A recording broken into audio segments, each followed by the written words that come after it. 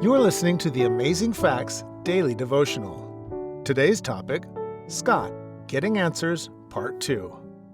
Scott went to his pastor for clear Bible texts to his questions, but didn't get straight answers.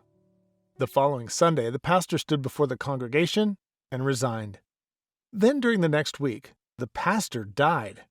It shocked everyone, including Scott. At the wake for the pastor, one of the speakers got up and said, "It's okay. He's in heaven now." Scott suddenly knew something was terribly wrong with the teachings of this church and that he needed to make a change.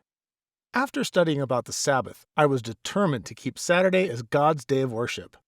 After trying once more to share his beliefs with other members and being labeled a legalist, he decided to leave. "I didn't know where to go," he says.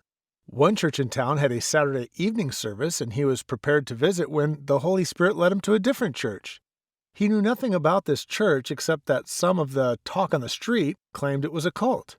But Scott felt the Holy Spirit leading him to this church. One of the first things Scott heard when he attended the Sabbath-keeping church is that they believed in the Bible and only the Bible. He attended the 1-hour Bible study followed by a 1-hour worship service. After his first Sabbath with this congregation, he says, "I knew that I had found a new church home." Something more convicted Scott that God was leading him into the truth. One night he was watching a Christian network when, just before I fell asleep, Amazing Facts came on. Pastor Doug was preaching and he had such a nice, calm demeanor. He just explained things and didn't try to beat it down my throat.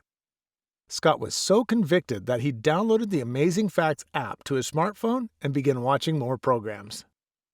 The things he heard matched much of what he had been reading in his own personal study.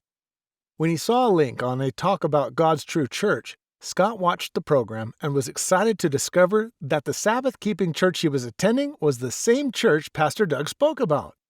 Scott nearly died from a tragic accident years ago, but the Lord had a different plan in mind for this seeker of truth.